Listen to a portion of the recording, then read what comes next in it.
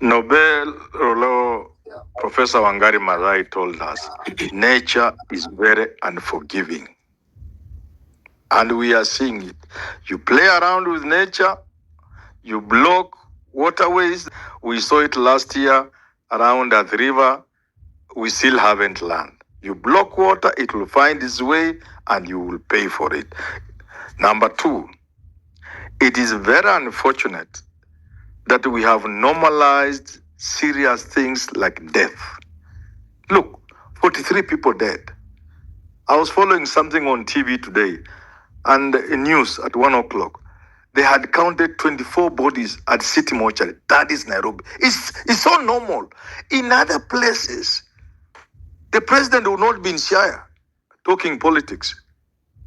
He will cut short whatever he was doing if only 5 people had died. I'm not saying it's bad for the president to be there. I know they are broad-based people here like my friend. But I'm saying we have normalized death. It's like death is nothing. Last year we lost 5,000 Kenyans on our roads. The third thing is about what we need to do and why we are where we are. My friend Mbai says we need good politicians. Mbai, there are no good politicians. Politicians are the same. Governments are criminal enterprises, as we have been told. A joke is told of a professor who went to a class and asked his class, tell me 2 places where you can find dead brains, a brain which is dead. And the entire class could only get one place, mortuary. Nobody could get until one person got it. The next place you can get a dead brain is parliament. So politicians cannot be relied upon to do anything. That's why successful societies, countries have serious public service. Serious public service. Governments can come and fall in UK, in Japan, in Italy. Last year or 2 years ago, we saw how frequent governments were falling after the Brexit in the UK. But because you have a strong, reliable public service, His Majesty service, whatever, here we have public service, civil service and public service, whatever you call it. What we need as a country to do is to ensure we have serious people in charge of whatever we have to do in this country. Once we solve that, all our problems will be solved. Beginning by how do we ensure that for every job we have the best man or woman, the best Kenyan. That is the direction to go. And finally, as I yield the bar, our love for money. Our love for money. We worship money in this country. And we are continuously paying for it. Because we love money, people in charge of planning, they will approve anything. People in charge of things, they will look the other way when people are messing things. And everybody who goes to work, goes to chase money and not to work, we will continue paying for it until we put money where it belongs. We are getting mixed and things are also mixed up, and understanding the issue is difficult because there are different levels at which you can understand these things and analyze them. When I talk about a functional public service, I have in mind a global arrangement, a grand arrangement, where those who come to power find an existing structure running things.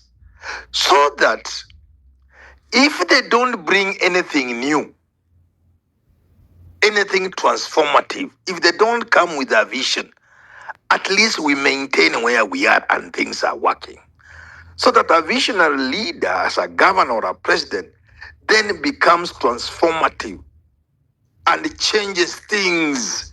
But even if it were an ordinary president or an ordinary governor, we would have a structure in the form of a public service, a civil service that is functional. So we must crack our minds and find out how can we have a functional system, because the bar we are told of a story where the president of, is it Botswana or some country, came to Kenya, or I don't know which other country, but the story we have all heard.